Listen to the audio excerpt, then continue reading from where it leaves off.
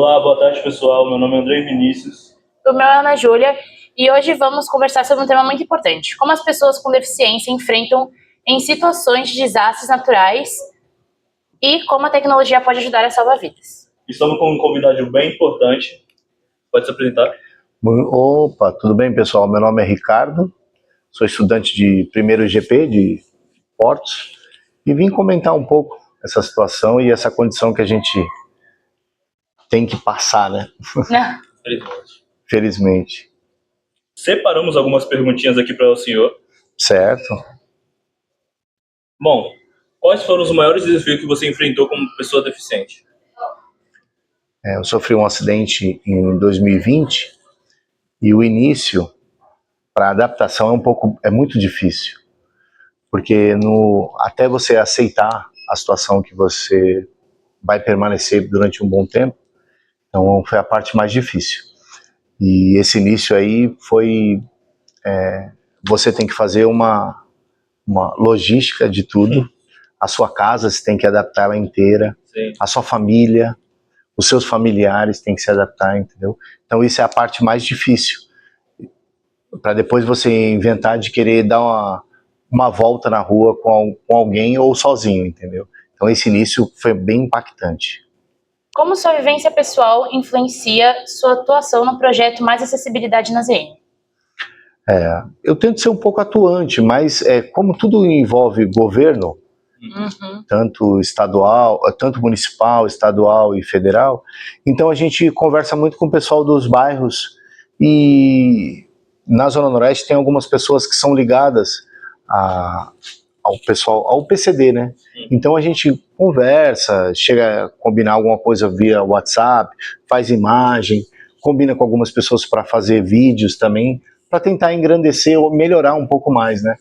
Porque se você perceber hoje, a pavimentação melhora em partes, mas ele esquece muitas vezes de olhar uma calçada, uma adaptação, então tudo isso a gente começa a perceber que o impacto é grande, entendeu? A acessibilidade em si, essa palavra, ela é muito pesada, mas ela é levada muitas vezes numa consideração bem baixa, porque a própria manutenção realizada, eu acho que eles esquecem de levar um PCD lá e falar, faz um teste antes de fazer uma guia rebaixada, antes de fazer uma ciclovia, entendeu? Então todo esse impacto aí, quando a gente percebe, a gente fala, pô, meu, o rapaz que fez essa manutenção aqui, eu acho que ele não projetou com um PCD. Ele fez porque estava no escopo do projeto, mas não segue. Você sabe que tudo isso é documentado, não é uma coisa aleatória, entendeu? É que nem sistema de combate a incêndio, tem todo um procedimento, você tem que seguir. E nessa parte de PCD, eu acho que eles têm o procedimento, eu acho que falta pessoas com deficiência para estar ali próximo, entendeu? Já cansei de me propor aí a ficar, pô, posso participar aqui e fazer um teste. Porque não adianta você chegar aqui e criar um sistema, não colocar ninguém que é PCD, até quem faça a avaliação pode ser nem... só tiver a experiência real ali, não tem como entender. Ele vai chegar lá, ó, faz a medida tal, tal, tal, e o cara pode fazer de qualquer jeito, não vai ser o que vou usar. Entendeu? Nessas partes aí fica, principal, e é triste, né? Porque quando a gente chega lá na hora de sair de casa, uma calçada, uma guia, isso dá uma diferença muito grande, é perigoso. Sim. Porque a gente sai sozinho, né? Pode acontecer um acidente e nessa hora não tem como estar alguém perto, né? A gente não tem horário. Exatamente. Você já vivenciou ou acompanhou algumas situações de enchente que afetaram diretamente os PCDs? Já. Vou dar um exemplo para vocês. Tem 5 anos que eu me recuperei, mas hoje, na quarta-feira, hoje é quinta, na terça-feira eu vim para a faculdade, na Nossa Senhora de Fátima sempre enche. Vocês sabem que lá é famoso, né? E a ciclovia é bem no meio. Eu estava com o meu kit livre, que é uma adaptação para minha cadeira, que ela vira um triciclo. O pessoal, acho que viram que era eu, o pessoal vinha na manhã, porque estava fazendo aquela marola. Se todos viessem com vontade, eu não ficaria bem organizado de roupa, eu estaria todo encharcado. E estava um dia lindo, só que como tinha chovido a noite toda, as pessoas acabam acessando a ciclovia com moto, o carro sobe a metade da guia. Então, vivenciar isso é que eu não tinha câmera na hora, porque é impressionante. E é até triste a gente saber que as pessoas não se preocupam, né? Teoricamente, de boca, todo mundo fala que o PCD, mas na hora de segurar uma porta, De ajudar, isso aí é... Atravessar uma pessoa na rua. Isso aí é demais. A gente ainda está se adaptando, entendeu? Eles têm algumas metodologias japonesas que são campeões em empresas, porque eles têm uma visão totalmente diferente, entendeu? O ser humano vem em primeiro lugar. A gente, quando começar a pensar um pouco mais assim, melhora, né? Com certeza.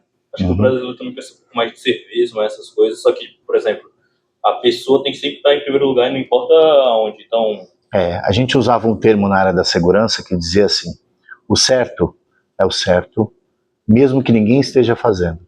Exato. E o errado é o errado, mesmo que todos estejam fazendo. Então, quando a gente vivencia um hábito que é errado, muitas vezes, ele está fazendo. Então, não diferencia, né? Entendeu? É triste essa realidade, né? Que tipo de comunicação você considera mais eficaz para alertar PCDs em momentos de crise? Então, essa pergunta é muito interessante, porque eu ainda não vi. Mesmo a Defesa Civil emitindo alerta para todo mundo, vocês sabem disso, a semana passada foi um exemplo muito grande aí. Teve uma chuva muito forte. E final de semana também, e nem choveu, né? Você vê que emitiram um alerta muito forte, e todo mundo recebeu, então não discrimina, entendeu? Mas eu acho que esse projeto seria interessante, essa pergunta é muito boa para se criar essa ideia e potencializar, porque órgãos municipais, junto com a Defesa Civil, eu acho que ficaria mais fácil, entendeu? Porque a gente sabe os núcleos e as pessoas que têm dificuldade. Sim. Porque assim, depois que aconteceu o meu acidente, eu tenho inúmeras documentações, eu tenho laudos, tenho coisas, e em si eu não sou esquecido, entendeu? Pelo governo, tanto municipal, estadual e federal, eles sabem da minha situação. Eu acho que a gente poderia pensar um pouco mais de ter um projeto, de ter uma identificação, uma sinalização, um meio de poder o deficiente físico no momento de crise, ou no momento de uma situação de catástrofe, ele poder até se identificar ou passar uma condição que ele precisa de ajuda. Como você avalia a atuação dos órgãos públicos na prevenção de desastres com foco em acessibilidade? Então, a gente sabe que as edificações ou as construções de moradia, elas muitas vezes são em lugares perigosos, né? E eu tiro o exemplo da minha casa. Vou resumir assim, eu moro em casa, e ela é térrea, graças a Deus, mas eu morava antes em apartamento. Aí você pega um apartamento hoje, próximo de uma encosta, próximo de um morro muito perigoso que pode ter um deslizamento. Sim. E o deficiente mora, como é que ele vai sair de lá? Então, eu já fiz salvamento, e quando você chega pelo SAMU, quando você chega para atender uma vítima de PCD, meio que a gente é a última esperança, entendeu? Então, quando você chega nesse local que a pessoa está lá necessitando de uma atenção, ela vê você como se fosse aquela luz no fim do túnel. E essa parte ampla de protocolo para atender as pessoas, vamos dizer assim, ele generaliza, entendeu? Sim. São todos, mas não tem específico nessa área de PCD, entendeu? Porque se a gente parar, estatisticamente eu não tenho números exatos, mas quando eu fazia a reabilitação, eu fiz no Simão Touro, é um dos maiores centros de reabilitação do estado de São Paulo. No Brasil é o Sara Kubitschek, ele é conhecido nacionalmente também e internacionalmente, mas no estado de São Paulo, que tem o Luci Montoro, eles já estavam em média chegando a 45 mil pessoas. Caramba! Na área de deficiência física. Esse número pode ser maior? Pode ser maior porque hoje em dia tem inúmeras deficiências. Mas se você pegar a principal, que é deficiente físico, é muita gente. É muita gente. Entendeu? E se você parar para analisar hoje, um exemplo, A minha esposa, eu sou casado há 20 anos, a minha esposa teve um AVC. Ela tem uma limitação física. Olhando, você diz que ela não tem nada. Pode ser que ela tenha torcido o pé e tudo. Aí a pessoa esquece que qualquer lesão que tenha, qualquer tipo de trauma que você tem, e isso acarreta um tipo de dificuldade física, é uma lesão. É uma deficiência, entendeu? Sim. Então nisso, hoje ela tem dificuldade. Tem certa calçada que ela vai andar, ela usa o auxílio de uma bengala, então eu falo, muito cuidado. Entendeu? E a gente percebe que os projetos hoje, eles não são lineares, né? Você pega uma área um pouco mais movimentada, ela é um pouco mais organizada nessa parte de PCD.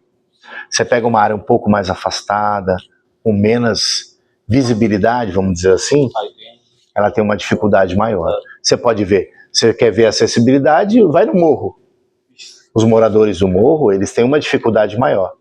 Eu lembro que quando eu trabalhava no SAMU, a gente chegava, um exemplo, na Vila Progresso. Você chegava na Vila Progresso e você chegava na casa da pessoa, a casa era muito bonita, só que ela era meio que num beco, e nesse beco ela era a quinta casa do beco. E você tinha que subir uma escada, porque as casas do morro, elas são casas como se fosse casa de encosta. Então a casa, ela tá lá em cima. Se entrava na casa, toda a infraestrutura ótima. Porém, a acessibilidade era longa. Era difícil. Aí você tinha a maca de lona, que é um dispositivo para você levar a pessoa deitada, ou então cadeiras com adaptações para você conseguir tirar a pessoa. Só que você precisa, como? Sempre do munícipe, sempre de alguém para ajudar. Porque acessibilidade, essa palavra, acessibilidade, é muito bonita, né? Mas exercida muito pouco, eu acho. Olhando no contexto, eu tenho um primo que tem 30 anos de cadeira de roda. Ele anda de moto, anda de carro, com todas as adaptações para ele. Mas eu falo, você é um guerreiro, cara. 30 anos de deficiente físico, ele é paraplégico. Eu sou tetraplégico. Ele fala assim, primo, eu peguei uma época que as calçadas nenhuma tinha acesso. Só as guias rebaixadas para o carro entrar. Era o único acesso que tinha. Se eu falar para vocês, na saída da ETEC, tudo sem problema nenhum. Acessibilidade numa boa. Se você chegar na esquina da Rangel Pestana, eu queria que vocês fossem, depois do podcast, dar uma olhadinha ali naquela seara. Não tem acessibilidade. Okay. Eu tenho que ir até a metade, quase chegando ali naquele restaurante, no Caracu ali ou no Ox, para conseguir subir na calçada. Exemplo básico. Você vê, a gente está no lugar que é no centro de Santos, movimentado, o comércio, tudo, mas não tem acessibilidade, entendeu? Realmente, vários lugares são assim, né? Depois que você começa a rodar 2 anos eu fiquei em casa em adaptação, mas depois que você começa a ir pra rua, você começa a ver, você vai no shopping, o shopping, o elevador, ele tá lá para deficiente físico, gestante, idosos. Aí você pega o elevador, 80% são pessoas que têm capacidade de poder andar na escada rolante, de subir escada, tudo. Aí você olha o elevador e você fala... Aí ele olha, por que você ainda quase pergunta por que você está lá dentro? Mas tem a placa com identificação, com tudo. Quando eu venho para cá, para aqui do outro lado do Guarujá, normalmente eu tenho que subir tem uma escadaria, certo? Aí tem um elevador. Esse elevador é para pessoas com deficiência, essas coisas. Só que muita gente acaba, por exemplo, não... Tipo assim, usando o elevador só porque tá cansado, ou, por exemplo, que dá pra subir a escada, tem a possibilidade de subir a escada, mas ela prefere usar o elevador e acaba tirando espaço de pessoas que têm alguma deficiência. E, por exemplo, acaba ficando um pessoal lá pra ficar de olho e tal, e acaba que eles deixam as pessoas passar facilmente. Então, eu já vi muita pessoa, por exemplo, com cadeira de rodas, esperando os outros subirem, que conseguia subir, pra ficar lá. Muitas pessoas abusam, né? Até em ônibus a gente vê o espaço do cadeirante, né? Exato. Eu digo para vocês, quando chove, eu tenho uma cadeira motorizada e tenho a minha adaptação, que é um triciclo. Essa cadeira motorizada, eu venho no ônibus, você parece que está pedindo um favor para a pessoa sair do espaço que é determinado para deficiente físico ou deficiente visual, o que seja. Então eu entro no ônibus, aí você fala, toda vez que eu entro, eu falo, bom dia pessoal, desculpa o incômodo. Aí o pessoal acha que eu vou pedir dinheiro, alguma coisa. Porque aí o pessoal olha, eu falo, não, eu já tô. Aí o pessoal, não, fique em paz, está no seu direito. Aí eu quase falo, é o seu direito também. Todos nós temos direito. Não é porque eu estou nessa condição que eu não tenho direito ou que eu tenho direito. Era para ser uma visão ampla, sabe? Eu era para olhar para você, não importa a condição que você esteja. Era para ser, o Andrei é isso e acabou. Sabe? Que acaba criando essa pequena e sincera discriminação, né? Um pouco de desconforto na hora e tal. Não, depois acostuma. E fora quando você chega no equipamento, no ônibus, aí o cara pega o dispositivo, isso 11 horas da manhã, quando eu saio daqui. Aí o cara vai ligar, não funciona. Eu falo, ele entrou às 7, ele não fez o checklist? A primeira coisa na logística que vocês aprenderam foi sobre checklist, ou não? Sim, foi uma das coisas. Que aprende sobre checklist. E o checklist você faz na hora. Quando a gente começou aqui, vocês ligaram o computador, viram se tinha bateria, viram alguma coisa. Isso é um checklist que você faz, mesmo que seja visual. O cara faz o teste no equipamento, ele diz, não fez? Senão a empresa não deixa nem sair do pátio. Sai de lá e... Aí eu tenho que entrar em contato com a empresa, no reclame aqui, vamos dizer assim, da empresa. Muitas vezes o motorista até é educado. Muitas vezes eu tenho que se solidarizar pela situação dele, porque ser motorista, ser cobrador, ser um auxiliador de um deficiente físico. Ao mesmo tempo, então, aí eu falo, amigão, fique em paz, eu pego o próximo. No dia da enchente, na quarta-feira, depois choveu, né? Aí tem aquela chuva forte, eu vim de cadeira motorizada. O primeiro ônibus que eu ia pegar estava com esse dispositivo quebrado. O segundo veio quando estava aquela chuva, deu tempo de entrar no ônibus. Aí eu falei, quero ver para descer na porta de casa. A sorte que liguei para minha esposa, meu filho chegou, eu desci com aquela chuva imensa, todo encharcado. Tudo eu brinco, eu e meu filho, ele tem 15 anos, ele descontrai muito. Então a forma de eu descontrair com ele. Então, queria falar um pouquinho aqui do vestibulinho da ETEC. A gente não está com vagas ainda, mas vai abrir no semestre, eles vão abrir. Então, fiquem de olho no site www.vestibulinhoetec.com. Bom, que medidas simples poderiam ser adotadas imediatamente para melhorar a segurança de PCDs em desastres? Essa medida simples poderiam... Que medidas o senhor acha que poderia melhorar? Realmente que você pode então, olhando, se você olhar num contexto geral, toda pessoa que tem uma condição, eu acho que poderia criar já tem esse cadastro de cada pessoa, né? Então, eu acho que daria para você fazer um pente fino e conseguir, sabe, vamos ver assim, não discriminar, sabe, mas você conseguir cadastrar cada pessoa que teria uma condição, ou que ela morasse num lugar onde não tem que não tem muita acessibilidade. Porque eu lembro que quando eu trabalhava no SAMU, a gente sabia, um exemplo, quando teve um surto de H1N1, de gripe, a gente sabia que os estabelecimentos que ficavam os idosos, a famosa casa de idoso, a gente sabia que era uma atenção redobrada. Por quê?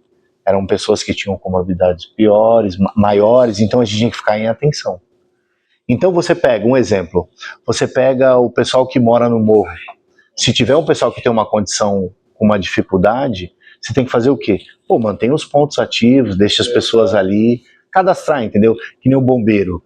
No bombeiro a gente fazia o quê? Fazia sempre análise de crise. Para quê?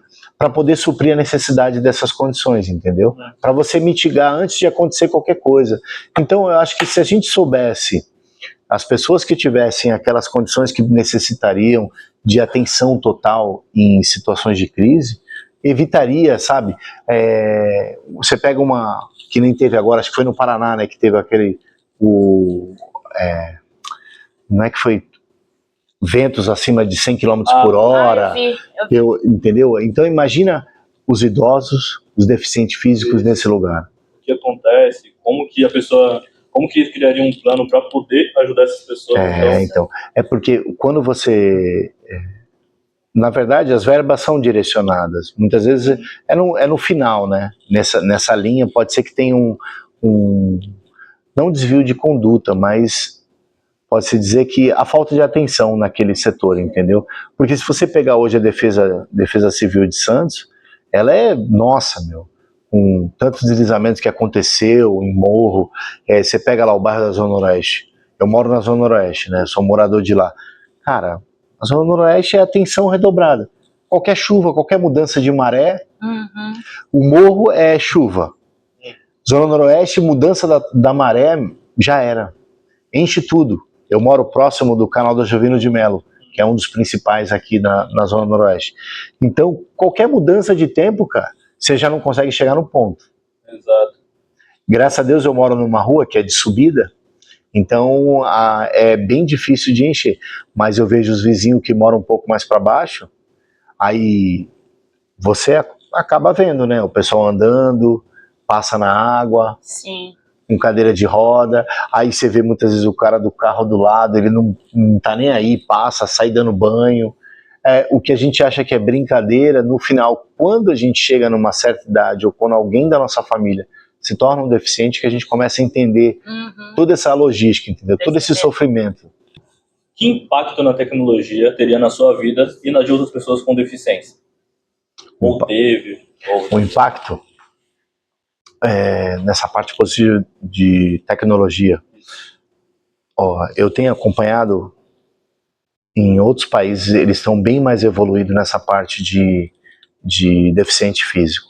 Eles já têm construções de exoesqueleto, tem cadeiras que chegam a levantar quase 2 metros, deixa a pessoa completamente ortostática, de pé, entendeu? Você vê cadeirantes, carros com adaptações para você conseguir acessar direto o transporte, entendeu? Então você começa a perceber que o Brasil tem condições. Tem um rapaz famoso, que acho que ele é de São José dos Campos, é um senhor. Ele chegou aí até num programa do SBT. Ele criou o menor carro do Brasil. Cabe uma cadeira dentro, é uma adaptação, ele chega a 80 por hora, tem até o vídeo. Pena que eu não sei o nome dele. Ele criou uma cadeira que é adaptada com motor de bis. É sério, só que para você ver, né? Esse cara, o Brasil, ele é maravilhoso, né, meu? Nada se cria, tudo se copia, né? É um slogan até que o pessoal de marketing, eles usam outro termo, tem um termo mais diferenciado, mas o tradicional fala, nada se cria, tudo se copia. Mas aí tem um projeto de lei triste, que vai ser lançado a partir do ano que vem, que triciclo, cadeiras motorizadas, dependendo do estado, vai ter que pagar IPVA. Caramba! Nossa. Então, assim, quando a tecnologia vem para suprir toda a necessidade de uma pessoa que tem uma condição, uma deficiência, aí você fica triste ao mesmo tempo, entendeu? Ao mesmo tempo você vê evoluindo, que nem tem um tipo de quadriciclo que eu sou apaixonado, que eu vejo, ele sobe, vai para morro, sobe calçada, sobe escada, e na Europa ele custa 7 mil euros. Se eu converter para o Brasil, ele dá quase 40 mil reais. Fora os impostos que a gente vai ter que pagar. Sim. Então, a tecnologia no Brasil é algo muito caro. É algo muito caro. Mas tem uma feira famosa, que eu até indico para vocês verem na internet, quando tiver a oportunidade de ir, chamada Reatec, em São Paulo. É uma das maiores feiras do Brasil de adaptações, de tudo. Residência, transporte, carro, eles criam tudo. É um pouco caro os equipamentos, mas eles são voltados para quê? Para que, acho que o governo olhasse um pouco mais e poder investir, entendeu? Para ficar uma coisa muito boa. A gente tinha pensado também numa solução que seria do site, né? Seria basicamente um site inclusivo, utilizando, por exemplo, seria uma equipe de pessoas 24 horas por dia com uma pulseira integrada. Então, por exemplo, essa pulseira você teria um GPS, talvez, para poder colocar, e aí teria um botão para você acionar e alguém falaria com você caso você estivesse em uma situação de risco. Então, por exemplo, se tivesse enchente, você não conseguisse realmente sair daquele local e não tem outras pessoas para poder te ajudar, aí teria uma equipe de 24 horas por dia para poder te ajudar. Aí o site teria informações sobre abrigos, sobre... Certo. Pô, interessante. Alertas civis também.